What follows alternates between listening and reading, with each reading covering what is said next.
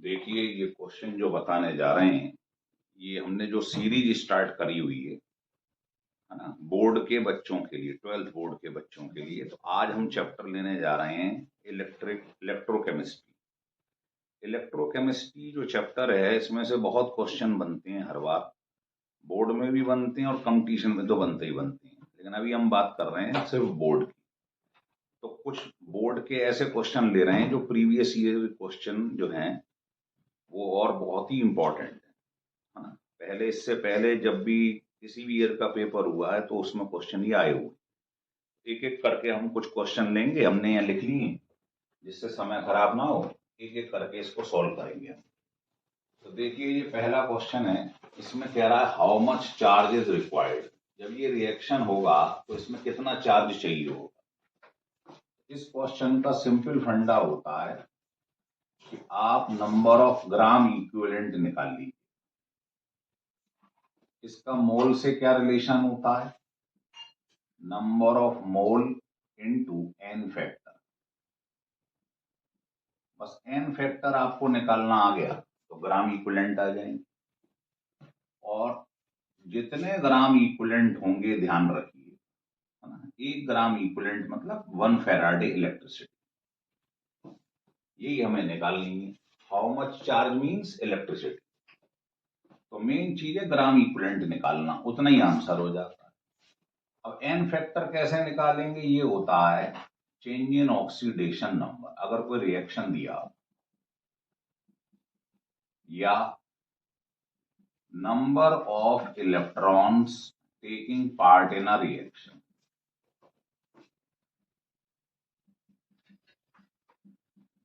किसी भी रिएक्शन में जितने इलेक्ट्रॉन इन्वॉल्व हैं वो होता है एन फैक्टर। तो देखिए, इस क्वेश्चन का सॉल्यूशन, पहला पार्ट, वो कह रहा 1 मोल है और एल्यूमिनियम +3 से एल्यूमिनियम बन रहा है। तो एल्यूमिनियम +3 से बन गया एल्यूमिनियम। तो चाहो तो इसका ऑक्सीडेशन नंबर चेंज निकाल लो। यहां कितना है, 3। फ्री एलिमेंट का क्या होता है, 0। तो चेंज कितना आ जाएगा, 3। चेंज इन ऑक्सीडेशन नंबर को एन फैक्टर कहते हैं। इससे निकाल लो आप ग्राम इक्विवेलेंट। मोल 1 दिया है, एन फैक्टर मतलब चेंज इन ऑक्सीडेशन नंबर। तो जितने ग्राम इक्विवेलेंट आ जाए उतना ही फैराडे आपका आंसर हो जाएगा। तो आप पहले ये लिख देना कि वी नो दैट। तो आंसर है ग्राम इक्विवेलेंट 3 है। इट मींस इलेक्ट्रिसिटी कितनी होगी, नंबर ऑफ ग्राम इक्विवेलेंट होता है नंबर ऑफ फैराडे। तो 3 ग्राम इक्विवेलेंट मतलब 3 फैराडे। ये आपका आंसर। वो तो मैं आपको समझा रहा हूं, नहीं, with in a second question solve हो जाएगा। फेराड मोल दिए 1, चेंज इन ऑक्सीडेशन नंबर है 3, 3 ग्राम इक्विवेलेंट मतलब 3 फैराडे, आंसर हो गया। अब इसका सेकंड पार्ट देखिए। सेकंड, तीनों अलग अलग वैरायटी दी गई है। सेकंड में कह रहा है MnO4- इसमें कन्वर्ट हो रहा है। तो फैराडेज निकालने, तो वही फंडा है। बताओ इसका ऑक्सीडेशन नंबर कितना है, x मान लो। -2 × 4 इक्वल टू क्या रखते हैं, चार्ज। इधर Mn का ऑक्सीडेशन नंबर 7 है, इधर कितना है, 2।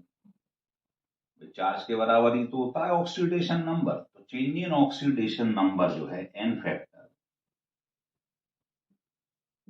कितना आ गया, 5।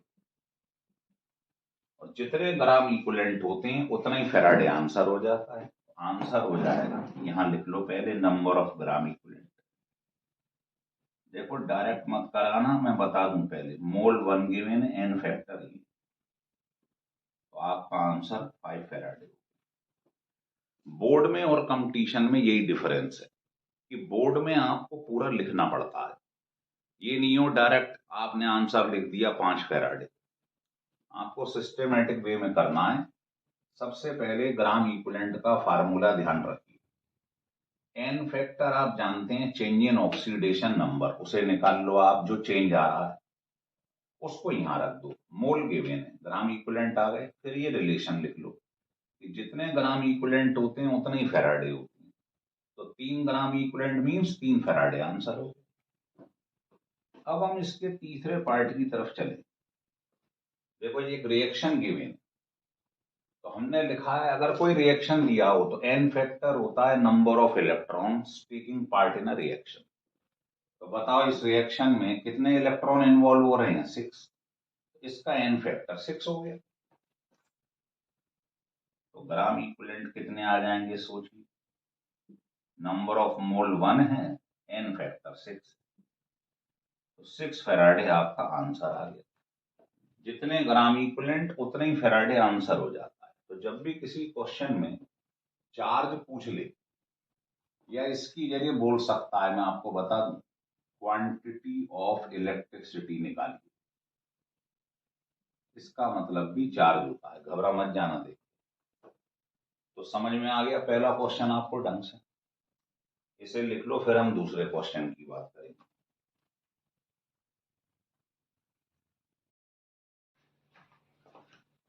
अब देखिए सेकंड क्वेश्चन,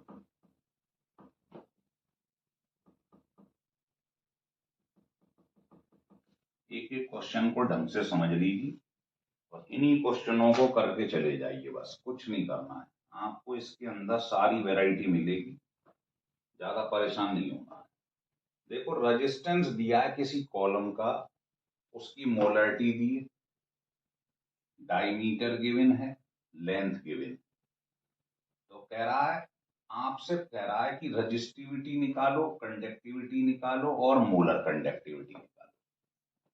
तो सबसे पहले आप मुझे बताइए, रेजिस्टेंस आपको दिया हुआ है, पहले चीजें इकट्ठी कर लो आप, लेंथ और एरिया दिया हुआ है ना, तो लेंथ दे दिया आपको, डायमीटर निकालने के लिए ये एरिया दिया, एरिया होता है area of cross section pi r square, और रेडियस क्या होता है, डायमीटर का आधा। तो यहां से आपके पास में एरिया निकल आएगा, लेंथ गिवन है, ठीक है। तो इससे क्या आ जाएगा, सेल कांस्टेंट, सेल कांस्टेंट का फार्मूला होता है एल अपॉन ए, एल मालूम है, ए मालूम है, सेल कांस्टेंट निकल आया, रेजिस्टेंस मालूम, तो यहां से आप क्या निकाल लेंगे, कंडक्टिविटी, कंडक्टिविटी का फार्मूला होता है, फार्मूले टिप्स पे होने चाहिए सारे। तो ये जो सिग्मा है या इसको कप्पा कहते हैं, इसका फार्मूला है, आपको मालूम है, रेजिस्टेंस गिवन है, सेल कांस्टेंट निकाल दिया आपने, ये आ गया आंसर। और कंडक्टिविटी का उल्टा होता है रजिस्टिविटी, तो जब कंडक्टिविटी आ गई यहां पुट कर दो तो रजिस्टिविटी आ जाएगी, सेकंड पार्ट आ गया। फिर कहता है मोलर कंडक्टिविटी निकालो, तो फार्मूला बेस्ड क्वेश्चन आते हैं, बस ये लगा दो, ये होता है मोलर कंडक्टिविटी का फार्मूला। तो आपने यहां से कंडक्टिविटी निकाल ली, मोलरिटी क्वेश्चन में दी हुई है, देखो 0.05, इससे आपके पास मोलर कंडक्टिविटी निकल आएगी। समझ गए बात। तो पहले एरिया ऑफ क्रॉस सेक्शन निकाल लेना है आपको, लेंथ गिवन है, यहां से सेल कांस्टेंट का फार्मूला एल मालूम, ए मालूम, सेल कांस्टेंट आ गया। अब कंडक्टिविटी का फार्मूला ये होता है 1/रेजिस्टेंस into cell constant, cell constant निकाल लिया, रेजिस्टेंस गिवन है, क्या आ गई, कंडक्टिविटी, उसका रेसिप्रोकल होता है रेजिस्टिविटी, सेकंड पार्ट आ गया। फिर मोलर कंडक्टिविटी निकाल लो आप। अब देखिए आप तीसरे क्वेश्चन की तरफ हम बढ़ेंगे, तो पहले इसे लिख लो आप,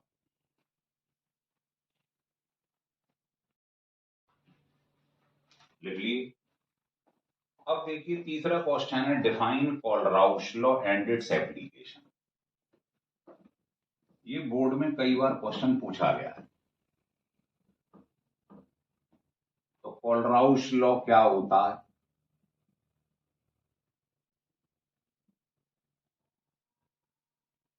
कोलराउश लॉ होता है कि मोलर कंडक्टिविटी किसी भी कंपाउंड की एट इनफाइनाइट डाइल्यूशन, वो इक्वल टू होती है आयनिक कंडक्टिविटी एट इनफाइनाइट डाइल्यूशन, इनका सम जो होता है, ये कैटाइन की आयनिक कंडक्टिविटी है, ये एनाइन की कंडक्टिविटी, इनका सम जो होता है वो मोलर कंडक्टिविटी किसी कंपाउंड की जो है उसके बराबर होता है ना। तो आप क्या लिखेंगे, the sum of ionic conductivity at infinite dilution, इसको रिप्रेजेंट करते हैं हम लैम्डा से, आयनिक कंडक्टिविटी को लैम्डा से रिप्रेजेंट करते हैं, ऑफ कैटाइन एंड एनाइन। तो कैटाइन और एनाइन की जो आयनिक कंडक्टिविटी है उसका सम किसके बराबर होता है, is equal to molar conductivity at infinite dilution, इसको हम इससे रिप्रेजेंट करते हैं, ऑफ एनी कंपाउंड। ये इसका तरीका होता है, इसे लिख लो आप, फिर मैं आपको एक्सप्लेन करता हूं इसके आगे क्या करना है हमें। समझ में आ रहा, जैसे आप एग्जाम्पल जरूर देखिए, बोर्ड में आप एग्जाम्पल जरूर दिया करो। जैसे पेपर में मान लो आपसे मैंने कहा मोलर कंडक्टिविटी बेरियम क्लोराइड की लिखो एट इनफाइनाइट डाइल्यूशन, तो जब भी इनफाइनाइट डाइल्यूशन होगा तो कोलराउस लॉ लगा दो। तो सबसे पहले आप क्या करेंगे, इसको ब्रेक करेंगे, इसको आपने ब्रेक कर ली। अब आप इसकी मोलर कंडक्टिविटी लिखने जा रहे हैं। तो कोलराउस लॉ ने क्या कहा था, ये दोनों जो लिखे हैं म्यू प्लस म्यू माइनस, ये है number of moles of anion and cation. तो देखो इनके आगे जो लिखा रहता है ये मोल्स है, तो इसकी जगह लग दो म्यू प्लस की जगह 1, और ये कैटाइन, इसके कितने म्यू माइनस मतलब नंबर ऑफ मोल 2। तो इन दोनों आइंस जो हैं, आइंस इनकी आयनिक कंडक्टिविटी का सम किसके बराबर होता है, मॉलिक्यूल की या कंपाउंड की मोलर कंडक्टिविटी। तो पेपर में कोलराउस लॉ आए तो इतना लिखना है। अब वो कह रहा है इसका एप्लीकेशन बताइए क्या है, तो इसके 2-3 एप्लीकेशन है इंपॉर्टेंट, वो लिख लें। पहला तो आप देखो जो भी वीक इलेक्ट्रोलाइट होगा उसकी आप मोलर कंडक्टिविटी इनफाइनाइट डाइल्यूशन पे कैलकुलेट कर सकते हैं। पहला है calculate the molar conductivity at infinite dilution of weak electrolyte. दूसरा क्या है, दूसरा डिग्री ऑफ डिसोसिएशन निकाल सकते हैं इससे, है ना, जिसको आप एक्स बोल देते हैं। उसका फार्मूला होता है readymade molar conductivity upon molar conductivity at infinite dilution. इससे आगे न्यूमेरिकल भी सॉल्व करेंगे हम। और तीसरा होता है कैलकुलेशन ऑफ डिसोसिएशन कांस्टेंट। अगर एसिड है तो के बोलते हैं, बेस है तो के भी बोलते हैं, ऑफ वीक इलेक्ट्रोलाइट। तो पेपर में अगर आपसे कोई कहे कि इसके एप्लीकेशंस बताइए तो वो ये लेके आइए आप, ठीक है। तो ये आपको कोलराउस लॉ और उसके एप्लीकेशन बता दिए गए जो बोर्ड में कई बार लिखने को आए। इसको लिख लीजिएगा, ये पहला पार्ट है। अब मैं इसका सेकंड पार्ट बताता हूँ, कोलराउस लॉ को लगाते हुए न्यूमेरिकल कैसे सॉल्व किया जाता है। इसको लिख लो पहले आप,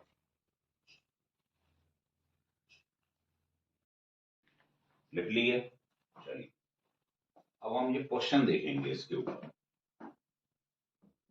तो अगर आप ये जो मैं बता रहा हूं आपको, इतने क्वेश्चनों को ढंग से समझ समझ के स्टिल करके 2-3 बार करके जाएं तो कोई प्रॉब्लम बचेगी नहीं। आप देखिए, ये आपसे कह रहा है NH4OH का molar conductivity at infinite dilution निकालो, और ये तीनों के गिवन है।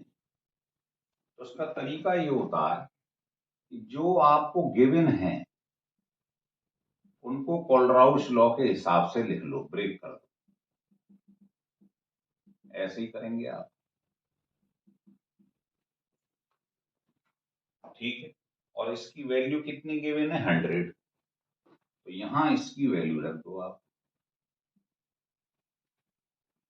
फिर दिया हुआ है आपको बेरियम क्लोराइड, लिख लिया आपने, ये वैल्यू 200 है इसकी। फिर है बेरियम हाइड्रोक्साइड, उसको ब्रेक करके कैसे लिखेंगे, कोलराउस लॉ के हिसाब से। इसकी वैल्यू 100। और तीसरा दिया है अमोनियम क्लोराइड। अमोनियम क्लोराइड को भी ब्रेक कर लीजिए अकॉर्डिंग टू कोलराउस। इसकी वैल्यू दी हुई है 300। ऐसे लिख लो आप। अब आपको कैलकुलेट करना है अमोनियम हाइड्रोक्साइड की मोलर कंडक्टिविटी, उसको भी लिख लो आप। तो पहले आपको सारा लिखना आना चाहिए कोलराउस लॉ के हिसाब से। ये मैंने इसको ब्रेक करके लिख लिया। ये 3 गिवन है, ये निकालना है। तो आप केवल अपनी निगाहें यहां टिका के रखिए बस। तो ये तो गिवन है, इनसे ये निकालना है। तो आपको लाना है NH4+। किस में आ रहा है, इस वाले में, तो इसको तो एज इट इज लिख लो आप।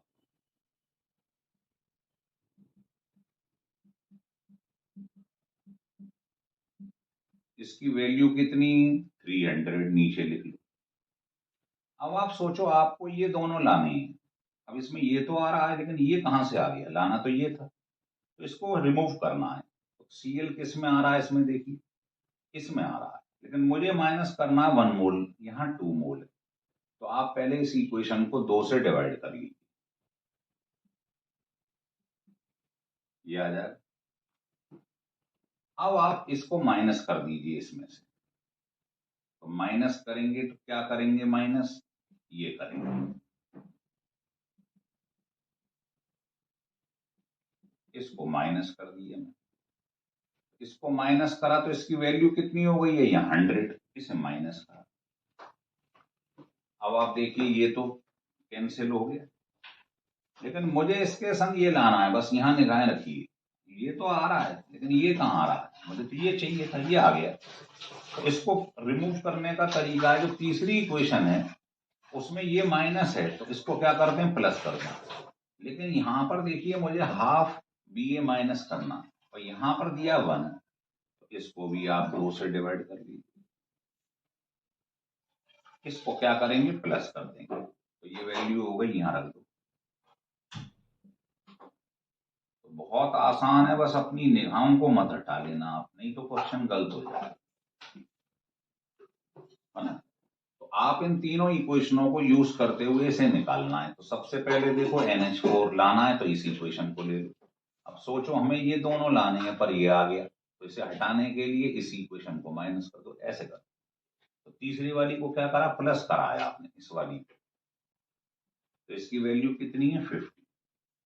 तो आपका आंसर जो आ जाएगा वो 350 माइनस 100, ये आपका आंसर आ जाएगा। यूनिट आपको दे रखी है, यही लगा दो आप। ओम इनवर्स, ओम इनवर्स को हमने आपको बता ही दिया है। ओम इनवर्स लिख दो या साइमन लिख दो, एक ही बात है। तो इस टाइप के क्वेश्चन बहुत आ रहे हैं कोलराउस लॉ के ऊपर। तो इस क्वेश्चन को कर लोगे तो हर टाइप का क्वेश्चन सॉल्व हो जाएगा। पहले क्या है, जो गिवन है उसको लिखना सीखिए, जो कैलकुलेट करना है उसको भी लिख लो आप। अब इधर देखते रहो कि मुझे लाना ये है, तो ये लाना है, तो इसको लिख लो आप। पर ये एक्स्ट्रा आ गया Cl आपके पास, तो इसे हटाने के लिए इसे प्लस कर दो, वैल्यू नीचे रखते जाओ। हो गया क्लियर। अब मैं क्वेश्चन आपको फोर्थ कराने जा रहा हूं, पहले इसे लिख लो आप। देखिए, तो ये आपके लिए विशेष रूप से सीरीज चलाई है हमने, जिससे आपको फायदा हो। देखिए फोर्थ क्वेश्चन, मोलर कंडक्टिविटी आपको गिवन है और आपको लैम्डा दे रखे हैं दोनों के। लैम्डा देने का मतलब ही ये है कि आप कोलराउस लॉ लगाओ पहले। तो फॉर्मिक एसिड जो है इसको ब्रेक कर लो पहले, फॉर्मेटाइन में और एचाइन। बताइए इसका आप कैसे मोलर कंडक्टिविटी निकालेंगे एट इनफाइनाइट डाइल्यूशन। तो इनका सम ही तो होता है, कोलराउस लॉ में बताया गया है। तो ये सम रख दिया। अब आपको देखो ये दोनों की वैल्यू गिवन है, तो इनकी वैल्यू रख दो। इसकी वैल्यू है 54.6 और इसकी है 349.6। ये मेरे पास में वैल्यू आ गई molar conductivity at infinite dilution. ये निकल आई और मोलर कंडक्टिविटी मुझे दी हुई है। तो बताओ डिग्री ऑफ डिसोसिएशन का फार्मूला क्या होता है? Molar conductivity upon molar conductivity at infinite dilution. तो ये तो हमने कैलकुलेट कर ली कोलराउस से, और मोलर कंडक्टिविटी मेरे को क्वेश्चन में गिवन है, ये दी हुई। दोनों को डिवाइड कर दीजिएगा, डिग्री ऑफ डिसोसिएशन आ जाए। फिर कह रहा है के और निकाल के दिखाओ। तो के कैसे निकालते हैं? Dissociation constant. तो पहले इसको ब्रेक कर लो, और फिर स्टाइकोमेट्री कैसे बताई थी आपको? इनिशियल 1, अभी रिएक्शन स्टार्ट नहीं हुआ है, तो ये क्या होगा? 0। आफ्टर सम टाइम ये डिके होता जाएगा, ये बनता जाएगा। इसके आगे जो लिखा हुआ है उसका मल्टीप्लाई डिग्री ऑफ डिसोसिएशन में करते जाए, है ना। ये क्या था? 1 माना था आपने, ये मोल था। अगर मैं इनटू इस पे सी कर दूं कंसंट्रेशन, तो ये इक्विलिब्रियम पर मेरे पास कंसंट्रेशन आए। तो पहले स्टाइकोमेट्री लिखना सीखिए। अब बताओ ये क्या है? Weak acid. सारे ऑर्गेनिक एसिड कैसे होती हैं? Weak acid. इनका के कैसे निकालेंगे? डिसोसिएशन कांस्टेंट, प्रोडक्ट की कंसंट्रेशन ओवर रिएक्टेंट की कंसंट्रेशन। अब आप इनकी वैल्यू पुट कर दो।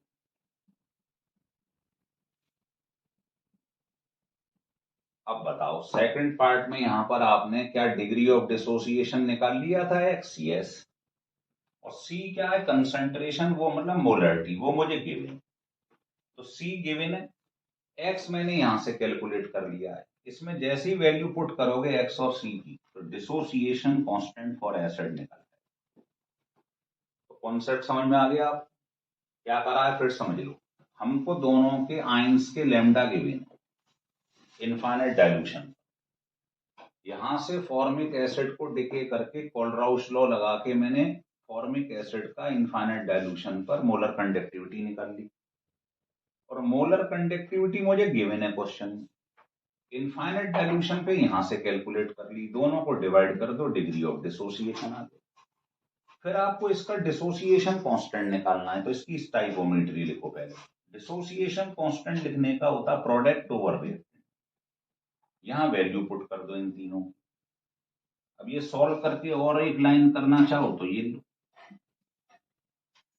ये आ गया। एक्स यहां से कैलकुलेट कर लिया, सी मतलब मोलरिटी गिवन है क्वेश्चन में, आंसर आ गया। सी मतलब मोलरिटी गिवन, आंसर आ गया। तो हो गया क्वेश्चन एकदम क्लियर। अब आपको फिफ्थ क्वेश्चन हम दिखाने जा रहे हैं, तो इसे लिख लो पहले आप। अब देखिए आप फिफ्थ क्वेश्चन।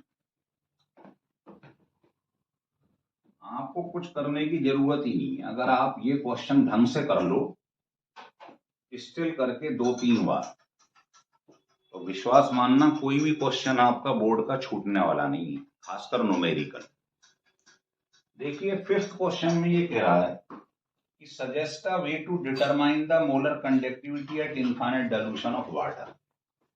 अगर आपको वाटर का मालूम करना है मोलर कंडक्टिविटी, तो उसके लिए आपको एसिड मालूम होना चाहिए, बेस का मालूम होना चाहिए मोलर कंडक्टिविटी, और सॉल्ट का, इन दोनों से जो बना है, ये तीनों हमें मालूम होना चाहिए। तो हम वाटर की मोलर कंडक्टिविटी निकाल सकते हैं। कैसे? तो अभी आपको मैंने तरीका समझाया था, देखिए कैसे करेंगे। जो निकालना है पहले उसे लिख लो आप। कैसे लिखेंगे? ये हमें कैलकुलेट करना है। किन से करना है? ये तीनों की मदद से, ये गिवन है। तो ये एसिड, बेस और सॉल्ट, ये हमें मालूम होना चाहिए, तभी आप वाटर का मोलर कंडक्टिविटी निकाल सकते हैं। तो ये तीनों गिवन है, तो इसको कैसे करेंगे आप HCl को बताइए। H प्लस और Cl माइनस, ऐसे लिख लेंगे। NaOH को कैसे लिखेंगे बताइए। तो आप कहेंगे Na प्लस OH। NaCl को कैसे लिखेंगे आप।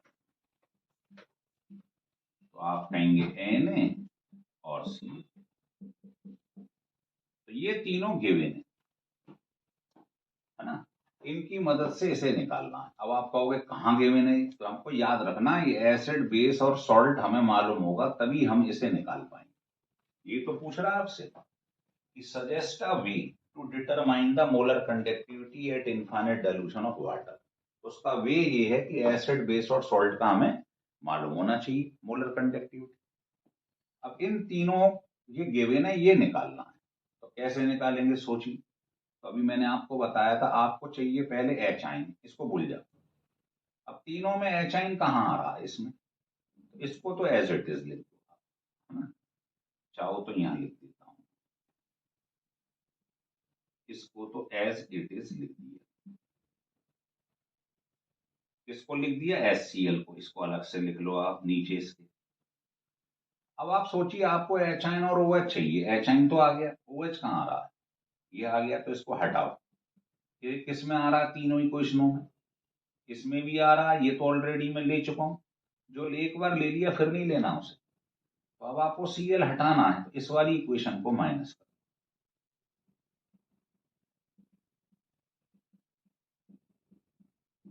तो इसको क्या करा है आपने, माइनस कर दिया, इसकी यहां पर वैल्यू रख दो आप NaCl। अब देखिए ये तो कैंसिल हो गया, लाना था, बस अपना टारगेट ध्यान रखो, लाना था H और OH, एच आइन तो आ रहा है लेकिन OH अभी भी नहीं आ रहा है, तो कैसे आएगा, इस वाले को प्लस कर दो। तो ये क्वेश्चन बहुत आसान है, बस आप इसकी प्रैक्टिस करिए। अब ये कैंसिल हो गया, आपका फाइनल आ गया एच आइन और OH, यही लाना है ना आपको। तो क्या करा आपने, इसे प्लस कर दिया है इस वाले,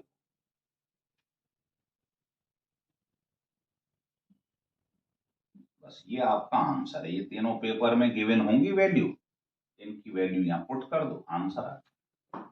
इन तीनों को ऐड करने के बाद ये आना चाहिए फाइनल। तो देखो सब कट पिट गया, क्या रह गया फाइनली, एच आइन और OH।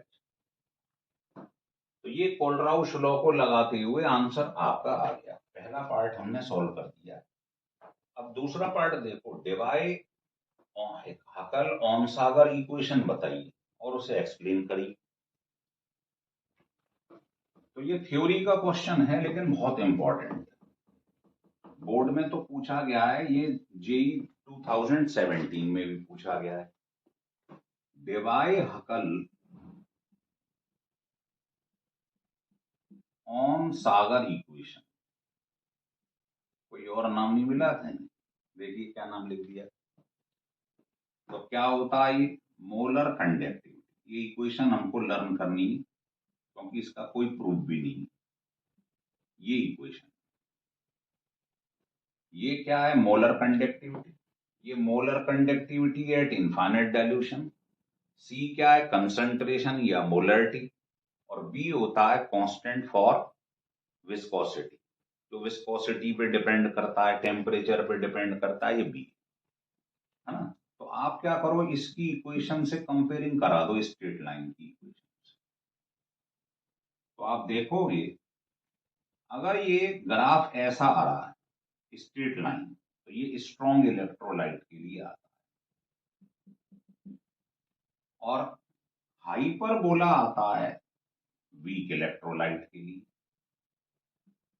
जो भी ऑर्गेनिक एसिड हैं जैसे फॉर्मिक एसिड, एसिटिक एसिड, इनके लिए हाइपरबोला है, टच मत कर देना इसे। और स्ट्रॉन्ग इलेक्ट्रोलाइट के लिए आता है स्ट्रेट लाइन। किसके बीच में ग्राफ ड्रॉ कराया आपने, मोलर कंडक्टिविटी और रूट ऑफ सी के बीच। तो ये पूछा जाता है स्ट्रॉन्ग और वीक में किसके लिए कैसा आएगा। अगर मान लो मैं दो ग्राफ बना दूं इसके बीच में, ये एक बार कंपटीशन में पूछा गया इस तरीके से, तो ध्यान रखिए जो मोलर कंडक्टिविटी है ये डायरेक्टली प्रोपोर्शनल होता है साइज ऑफ कैटाइन,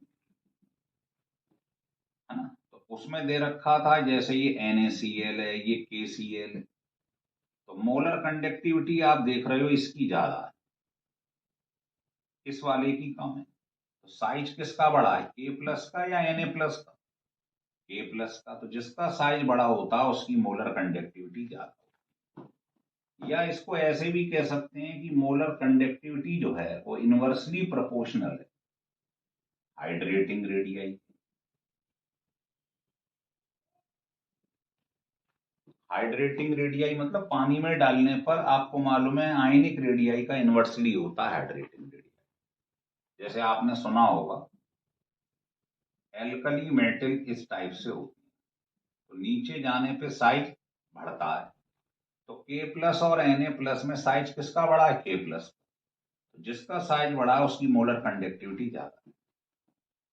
और हाइड्रेटिंग रेडियाई जो होता है वो साइज के इनवर्सली होता है ना। तो ये फंडे ध्यान रखना, ये बहुत इंपॉर्टेंट है, लिख लीजिएगा। तो समझ में आ गया, ये डेवाय हकल ओनसागर इक्वेशन है। स्ट्रॉन्ग इलेक्ट्रोलाइट के लिए स्ट्रेट लाइन और वीक के लिए आता है हाइपरबोला। लिख लिया आपने, लिख लीजिएगा। देखिए 5 क्वेश्चन मैं आपको बता चुका हूं। अब हम स्टार्ट करने जा रहे हैं क्वेश्चन नंबर 6। कह रहा है एक रिएक्शन गिवन है, तो इसमें E0 गिवन है, आप डेल G0 और KC निकालिए। तो देखिए सबसे पहले जो भी इक्वेशन गिवन है उसको लिख लीजिए।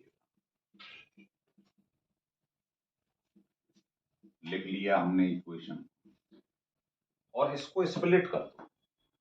आप कहोगे क्यों कर दूं, क्योंकि डेल G0 का रिलेशन जो होता है वो होता है E0 से, ये तो हमें मालूम है डायरेक्ट।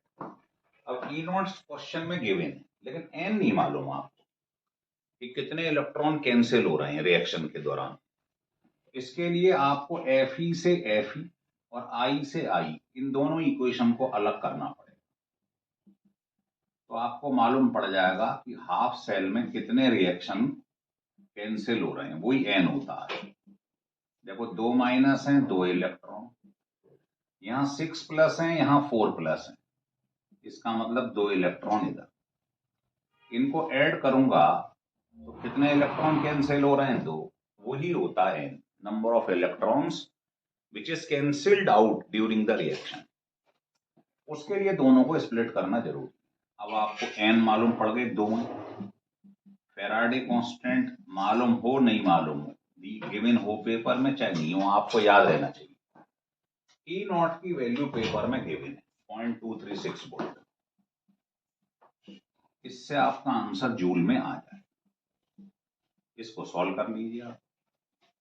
तो रेडीमेड फार्मूला है डेल G0 का E0 के संग रिलेशन, इसीलिए कहते हैं सारे फार्मूले टिप्स पे होने चाहिए तब न्यूमेरिकल लगाओ। अब वो कह रहा है सेकंड पार्ट में KC निकालो। तो बताइए डेल G0 का KC से क्या रिलेशन होता है, -2.303 RT log KC। ये लगा दो आप, KC मतलब इक्विलिब्रियम कांस्टेंट। तो डेल G0 जब निकल आए यहां से तो यहां रख देना। R की वैल्यू डिपेंड करती है जूल में, तो R की जगह ये रखो। टेम्परेचर 298 गिवन, तो इसमें पूरे में अननोन क्या है, KC, तो आप KC कैलकुलेट कर लो बस, इक्विलिब्रियम कांस्टेंट। तो ये दोनों रिलेशन याद रखिए, लेकिन n निकलेगा दोनों को स्प्लिट कर, ये ध्यान रखिए लिखने पहले। फिर मैं आपको क्वेश्चन नंबर 7 बताता हूं।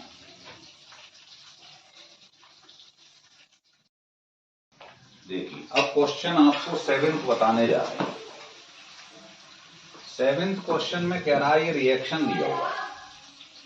जब ये कभी रिएक्शन ऐसे दिया हो तो ये लेफ्ट हैंड साइड में क्या होता है, ऑक्सीडेशन। Fe से बन रहा है Fe+2, है ना, 2 प्लस है, 2 इलेक्ट्रॉन लगा दिए। और राइट हैंड साइड में एचाइन से H2 बन रहा है, H से H2, तो इसे बैलेंस करिए, यहाँ 2H है, यहाँ 2H है, 2 प्लस है, 2 माइनस लगा दी। तो इससे आपको ये मालूम पड़ेगा कितने इलेक्ट्रॉन कैंसिल हो गए, और इनको अगर आप ऐड कर दें तो आपको सेल रिएक्शन मालूम पड़ जाएगा। क्योंकि अगर ये दोनों चीज नहीं मालूम है फिर आप आगे नहीं बढ़ पाओगे। अब आपसे कह रहा है नस की इक्वेशन लिखो और इस सेल का ईएमएफ बताओ, और ये गिवन है। देखो बेटे, हाइड्रोजन वाले सेल का ई नॉट कभी नहीं देगा, याद रख लेना। हाइड्रोजन का ईएमएफ 0 वोल्ट होता है, स्टैंडर्ड है। अब ये दोनों का ई नॉट दिया है, इससे आप सबसे पहले क्या करो, नेट सेल का ई नॉट निकालो। उसका हमने आपको फार्मूला बताया है, ई कैथोड माइनस ई एनोड।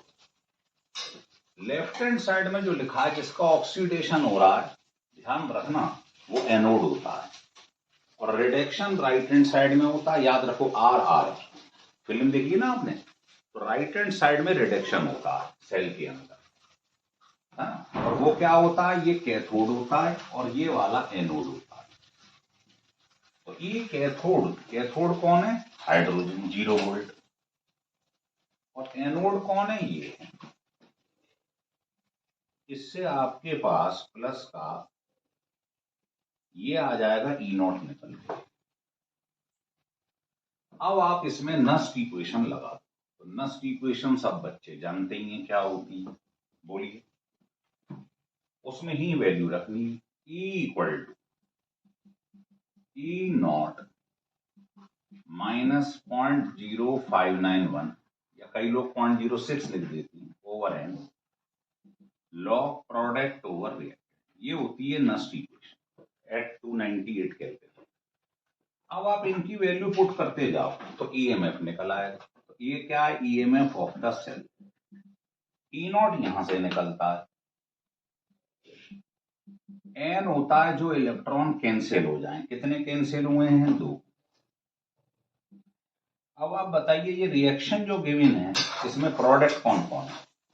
एक तो हाइड्रोजन, एक Fe है, और रिएक्टेंट कौन कौन है, जो आगे मोल होते हैं पावर में चले जाते हैं, और जो मेटल है, सॉलिड है, उसको हमेशा कंसीडर करते हैं 1। तो मेटल को मैंने 1 लिख दिया, ठीक है।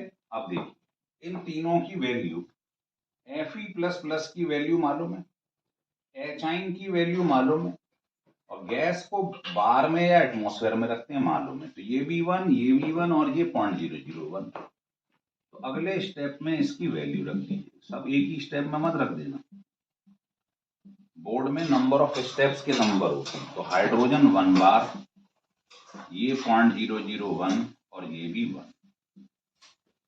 अब आप इसको सॉल्व कर लीजिए, आंसर आ जाएगा, ठीक है। क्या मैं इसको 10 टू द पावर -3 लिख दूं? तो 10 टू द पावर -3 लॉग की प्रॉपर्टी होती है, पावर आगे आ जाएगी, तो ये हो जाएगा +3, और पीछे लॉग 10 1 होता है। इसको सॉल्व कर लीजिए, आंसर आ गया इतने वोल्ट। कितना आसान क्वेश्चन है। यहां से सबसे पहले तो आप इसको लिखना सीखिए, जो इक्वेशन गिवन होती है। इधर Fe से Fe+2 हो रहा है, आप लिख लो उसे, 2 + 2 इलेक्ट्रॉन। इधर होता है रिडक्शन, एचाइन से H2 बन रहा है, एचाइन से H2, बैलेंस कर लो, 2H है, 2H है, 2 प्लस है, जिधर प्लस हो उधर उतने इलेक्ट्रॉन लगा दो, दोनों को ऐड करो, इलेक्ट्रॉन कैंसिल होने चाहिए। ये जो इक्वेशन आती है ये सेल रिएक्शन कहलाता है। अब आपको n मालूम पड़ गया, जो इलेक्ट्रॉन कैंसिल हुए, n की वैल्यू 2 है। इक्वेशन से मालूम पड़ जाता है प्रोडक्ट ये रहे, रिएक्टेंट ये रहा। मेटल को लेंगे नहीं, 1 लेंगे, तो प्रोडक्ट और रिएक्टेंट की वैल्यू रख देंगे, गिवन होती है। ये कैसे निकालते हैं, इसका फार्मूला ई कैथोड माइनस ई एनोड। कैथोड कैसे लेंगे, जो राइट हैंड साइड में या लेस रिएक्टिव है, ये मोर रिएक्टिव है, मतलब लेफ्ट हैंड साइड में है ना। इसमें से माइनस कर दीजिए, ये आ जाएगा।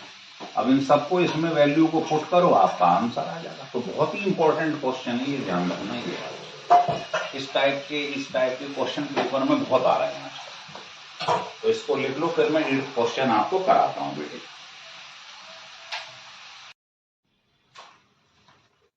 देखिए ये क्वेश्चन हमने 6th और 7th सॉल्व कर दी। अब देखिए 8th क्वेश्चन बहुत ही इंपॉर्टेंट है। ये आपके लिए जो क्वेश्चन बनाए जा रहे हैं इससे क्वेश्चन बाहर आने की कोशिश भी नहीं करेगा, विश्वास मानो। बस इन क्वेश्चंस को ढंग से 2-2 3-3 बार करना है ना। देखिए ये एक बटन सेल है, बटन सेल है ना, जो घड़ियों में लगता है, लिखा है यूज्ड इन वॉचेस, कैलकुलेटर। जो छोटा सेल लगता है वो बटन सेल कहलाता है। उसमें सेल रिएक्शन ये वाला हो रहा है। तो कह रहा है इसका ई नॉट और डेल जी नॉट निकालो, और ये दोनों का दे रखा है हमें ई नॉट अलग अलग। तो सबसे पहले आप क्या करेंगे, ये इक्वेशन जो गिवन है पेपर में इसको लिख लेंगे। इसको आपने लिख लिया, ठीक है। ये इक्वेशन आपने लिख ली जरा ढंग से। अब मैंने आपको बताया है सबसे पहले तरीका ये होता है, इनको अलग अलग कर लो, जिंक से जिंकैन और बाकी चीज से ये। तो ये जिंक का हो रहा है ऑक्सीडेशन, इसे बैलेंस कर दे रहा हूं, और बाकी चीज को ऐसे लिख दे रहा हूं।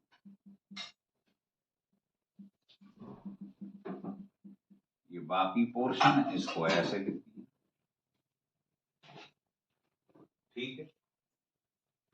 अब वो मुझसे ये कह रहा है इस क्वेश्चन के अंदर, देखिएगा इस क्वेश्चन में ये कह रहा है कि ये दोनों का ई नॉट अलग अलग दिया हुआ है। इससे मैं क्या करूंगा, ई नॉट जो अलग अलग दिया है इससे सेल का ई नॉट निकाल लूंगा। फार्मूला पिछले क्वेश्चन में भी ई कैथोड माइनस ई एनोड। तो जिंक का क्या हो रहा है यहाँ पर, loss of electron means oxidation, है ना। ऑक्सीडेशन का मतलब होता है एनोड, ये ध्यान रखना। ऑक्सीडेशन किस पर होता है, एनोड। और एजी वाली इक्वेशन वो कैथोड की। तो एजी का दे रखा ईएमएफ इन्होंने 0.34 वोल्ट, और एनोड का मतलब जिंक का दिया हुआ है माइनस का 0.76। इसको सॉल्व कर लो, 1.1 वोल्ट आपका ई नॉट आ जाएगा। अब वो कह रहा है आपसे कि मुझे सेल का ई नॉट बताओ, तो पहला आंसर खत्म। अब कह रहा है डेल जी नॉट निकालो। तो डेल जी नॉट का ई नॉट से क्या रिलेशन है, ये वाला। इलेक्ट्रॉन कितने इसमें, 2। फैराडे कांस्टेंट हमको मालूम ही है, ई नॉट हमने ये सेल का निकाल लिया है। इसको सॉल्व कर लो, जूल में आपका आंसर आ जाएगा। तो ये रिलेशन याद रखा करो, बहुत इंपॉर्टेंट है। तो ये क्वेश्चन बोर्ड में 2 या 3 बार आ चुका है, बटन सेल वाला। तो बहुत ही इंपॉर्टेंट क्वेश्चन है, लिख लीजिएगा आप इसे। फिर मैं आपको बताता हूं क्वेश्चन नंबर 9। ऐसे हर चैप्टर के लिए मैं आपकी वीडियो तैयार कर रहा हूं बोर्ड के बच्चों के लिए। इसे अगर आप ढंग से कर लें एक बार तो आनंद आ जाएगा। देखिए 9th क्वेश्चन। 9th क्वेश्चन में कह रहा है कि हमको किसी इक्वेशन का केसी दिया हुआ है 10, तो कह रहा है ई नॉट निकल दो। तो क्या आपको ई नॉट और केसी में रिलेशन याद है, ध्यान रख लो। क्या होता है, E equal to 0.0591 over N log KC. इसीलिए कहते हैं डायरेक्ट फार्मूला हमें याद होना चाहिए, तभी आप क्वेश्चन कर सकते हैं। इक्विलिब्रियम के समय ई 0 हो जाता है, ई नॉट के संग रिलेशन होता है, ये भी ध्यान रखना। ई के संग कभी रिलेशन नहीं होता है केसी, क्योंकि इक्विलिब्रियम स्टेज पर जब इक्विलिब्रियम होता है उस समय ईएमएफ ऑफ द सेल क्या हो जाता है, 0। ई के संग कोई रिलेशन नहीं है इसका, ई नॉट के संग होता है, बार बार बोल रहा हूं मैं आपसे। अब मुझे इसी इक्वेशन में केसी 10 दिया हुआ है, लॉग 10 कितना होता है, ये सेम हो जाए 1, इसकी जगह हो गई वैल्यू 1। अब आता है साहब इसका एन कितना। तो इस क्वेश्चन में हमको देखो पूरी इक्वेशन ये लिखा है गिवन सेल रिएक्शन। तो यहां पर सेल रिएक्शन लिख दूं पहले, क्या था ये सेल रिएक्शन में नहीं लिख पाया, ये रिएक्शन का दिया हुआ है। तो यहां पर अगर मैं स्प्लिट कर लूं जिंक से जिंकाइन कॉपर से, तो कितने इलेक्ट्रॉन कैंसिल हो जाएंगे, 2, और लॉग 10 की वैल्यू 1। तो इससे इसका ई नॉट निकल आएगा। तो ये एक लाइन का क्वेश्चन है, एक नंबर का। अब इसका सेकंड पार्ट है, ये फर्स्ट पार्ट। इसमें कह रहा है ये सेल रिएक्शन है, क्या है, प्लेटिनम तो इलेक्ट्रोड है, ये कह रहा है H2 से बना है HI, सेल दिया हुआ है, और इधर मेटल इससे बना है ना, ये दे रखे इक्वेशन। तो कह रहा है अगर इसकी कंसंट्रेशन का रेशो इतना है तो x बताइए, इसमें 10 टू द पावर x है, तो x क्या है, और ये दोनों के EMF मुझे दिए E नॉट और EMF। तो सबसे पहले काम होता है इनको स्प्लिट कर लो आप, ऐसे बैलेंस कर लो, इक्वेशन को अलग अलग कर लो। इधर वो H2 से H बन रहा है, इधर M3 से M। देखो यहाँ 3 प्लस है, यहाँ 1 प्लस है, 2 इलेक्ट्रॉन, 2 इलेक्ट्रॉन कैंसिल हो गए, तो नस्ट इक्वेशन में n की वैल्यू 2 हो गई, है ना। इसको ऐड कर दीजिए, एडिंग साइड वाइज, तो हमारे पास ये आ जाएगा, ये सेल रिएक्शन। क्लियर हो गई। सेल रिएक्शन हमें मालूम है, n जो इलेक्ट्रॉन कट गए 2 हमें मालूम है, इनकी वैल्यू हमें मालूम है, इसका रेशो हमें मालूम है, और क्या चाहिए आपको बताइए। तो लगाइए, नस्ट इक्वेशन क्या होती, ये होती है Nernst equation, product over reactant. तो प्रोडक्ट तो ये दोनों है, और रिएक्टेंट कौन है, ये दोनों है।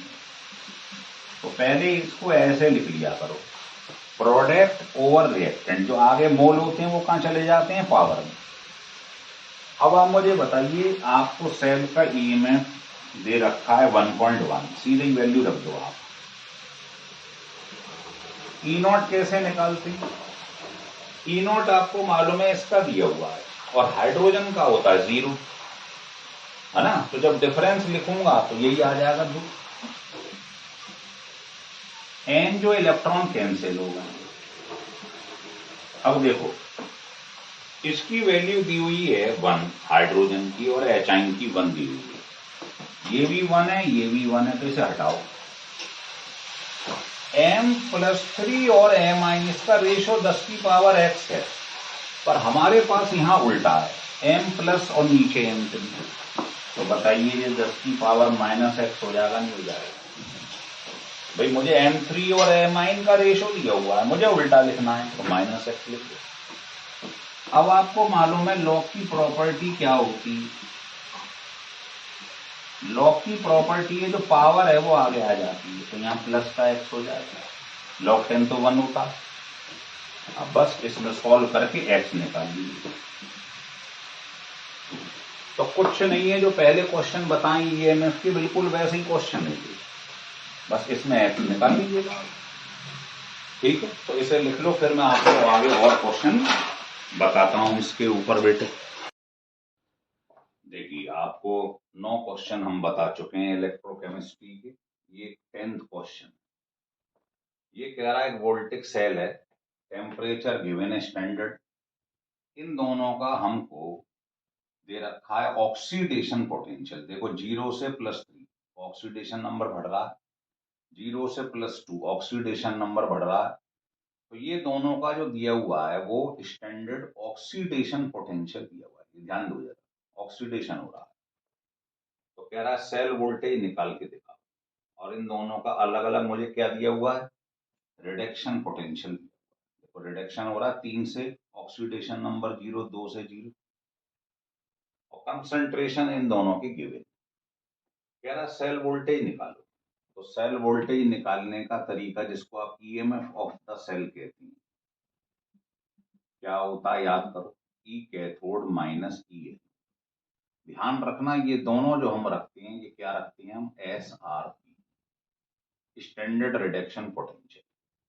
याद रखें, कैथोड किसको बनाते हैं, जो लेस रिएक्टिव है, एनोड जो मोर रिएक्टिव है। तो आप अगर इन दोनों को देखो, तो रिडक्शन पोटेंशियल जो है इसका ज्यादा नेगेटिव है, इसका कम है, तो जिसका ज्यादा नेगेटिव होता है वो टेबल में ऊपर आता है, वो ज्यादा रिएक्टिव होता है ना। तो कैथोड किसे बनाएंगे, जो नीचे आ रहा है, और इसको रखेंगे हम यहाँ पर। तो इसको जब आप सॉल्व करेंगे तो 1.66 माइनस 0.25, तो ये आपका आंसर जो है वो ये आ जाएगा 1.41 वोल्ट। तो इसमें छोटी छोटी बातें ध्यान रखनी कि जब दो चीजों का एसआरपी दिया हो तो एनोड किसे बनाएंगे, कैथोड किसे बनाएंगे। तो ध्यान रखिए, एनोड उसको बनाते हैं जिसका एसआरपी लेस होता है, और कैथोड उसे बनाएंगे जिसका स्टैंडर्ड रिडक्शन पोटेंशियल ज्यादा होता है। बस ये बात ध्यान रखनी। तो इसकी वैल्यू कम है एसआरपी की, तो इसको एनोड लेंगे, या एनोड की जगह इसे रखेंगे, और कैथोड किसे लेंगे, जिसका एसआरपी कम। क्लियर हो गई बात। अब आप 11वां क्वेश्चन देखिए। 11वें क्वेश्चन में क्या कह रहे हैं, ये कह रहे हैं दो ए और बी है, उनका ई नॉट गिवन है। तो बताओ कौन सा इसमें से बढ़िया मेटल है अगर आपको आयरन की कोटिंग करनी है ना, उसे करोजन से बचाना हो। तो आपको मालूम है करोजन जब होता है, उससे बचाने के लिए जो हम गैल्वेनाइजेशन करते हैं, तो इसके ऊपर कोटिंग किसकी करती हैं, आयरन के ऊपर, जो उससे मोर रिएक्टिव है, मतलब जिसका एसआरपी क्या हो, कम हो। तो आयरन के ऊपर कोटिंग उसकी होगी जिसका आपको मालूम है जो ज्यादा रिएक्टिव है, जिसका एसआरपी कम है। अब मुझको यहाँ पर ए और बी दो मेटल दिए हुए हैं, और आयरन का ये गिवन है। तो वो पूछ रहा है बताओ करोजन किससे रोकोगे, ए और बी में से। तो ए और बी में से करोजन उससे रोक पाओगे इसका जिसका क्या हो, जो ज्यादा रिएक्टिव हो, मतलब उसका जो ई नॉट है वो आयरन से क्या होना चाहिए, कम होना चाहिए। बस ये है कंडीशन। तो ए और बी में से अगर आपको ए और बी की अलग अलग वैल्यू दे दूं यहां पर ब्रैकेट में, मान लो ये ए है, इसका एसआरपी दिया हुआ है माइनस का 1 वोल्ट, और इसका दिया हुआ है मान लो माइनस का 0.34 वोल्ट, ऐसे दे दिया क्वेश्चन। तो आप बताइए इन दोनों में से ए और बी में किसको यूज करेंगे, जो आयरन वाले से ज्यादा रिएक्टिव, मतलब जिसका एसआरपी इससे कम हो, तो ये वाला। तो आंसर आपका ए हो जाए। क्लियर हो गई बात। तो using the value of A and B की जो है ई नॉट वैल्यू कह रहा है गिवन है, ये और ये गिवन है, और आयरन की ये। तो आप करोजन से बचने के लिए आयरन के ऊपर जो प्लेटिंग करेंगे, आप कोटिंग करेंगे, किसकी करेंगे, जो आयरन से ज्यादा रिएक्टिव। ज्यादा रिएक्टिव मीन्स जिसका ई नॉट क्या हो, ज्यादा नेगेटिव, टेबल में जो ऊपर आ रहा है। ठीक है, क्योंकि रिएक्टिविटी आपको मालूम ही नहीं, एसआरपी के इनवर्सली प्रोपोर्शनल। जितना एसआरपी कम होगा उतनी रिएक्टिविटी ज्यादा होगी। तो कम रिएक्टिव पे ज्यादा रिएक्टिव की कोटिंग की जाती है।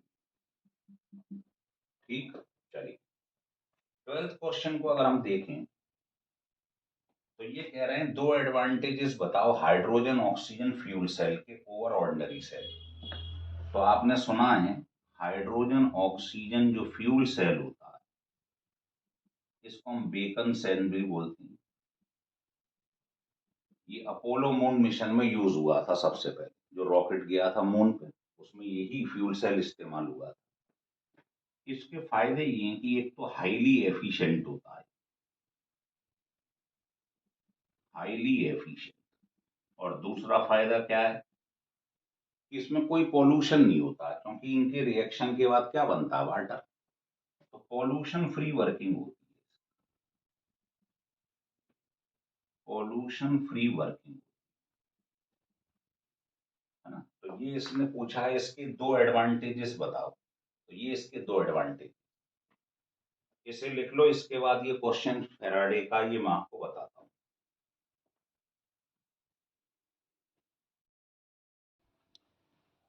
लिख लिया आपने। अब आप 12th वाले क्वेश्चन का सेकंड पार्ट देखिए। इन क्वेश्चंस को अगर आप कर लेती हैं स्टिल करके, तो विश्वास मानिए बोर्ड में कोई भी क्वेश्चन आपका रह नहीं जाए। देखो इस क्वेश्चन में फेराडे वाले में अगर कभी भी करंट दी हो तो आप बिना कुछ सोचे समझे ये फार्मूला लगा दें। तो इस क्वेश्चन में आप देख रहे हो करंट गिवन 0.5 एम्पीयर, तो करंट गिवन हो ये तुरंत फार्मूला लगा दो। अब देखो इसमें हमको एरिया दिया है, थिकनेस पूछी गई है, तो मास क्या होता है, वॉल्यूम इनटू डेंसिटी। ये टाइम ध्यान रखना, इसको सेकंड में रखना है आपको। अब वॉल्यूम क्या होता है, एरिया इनटू लेंथ, या एरिया इनटू थिकनेस बोल दो आप, टी या एल बोल दो। ये टी अलग है तो इसको एल बोलो, नहीं कंफ्यूज हो जाओगे। अब इसकी वैल्यू रख दी। तो ये क्वेश्चन पेपर में कई बार आ चुका है, चाहे बोर्ड हो चाहे कंपटीशन। ये ध्यान रखना, ये मास जो है ये सीजीएस में, ग्राम में, इसलिए ये सब चीजें जो हैं सीजीएस में। एरिया सेंटीमीटर स्क्वायर में रखना जो कि गिवन है, थिकनेस सेंटीमीटर में निकल कर आएगी, है ना, ये भी ध्यान रखना। डेंसिटी दी हुई है 10.5। अब बताओ जिसका मास होता है उसी का इक्विवेलेंट वेट रखते हैं, तो इक्विवेलेंट वेट होता है एटॉमिक वेट सिल्वर का अपॉन वैलेंसी। करंट गिवन है 0.5 एम्पियर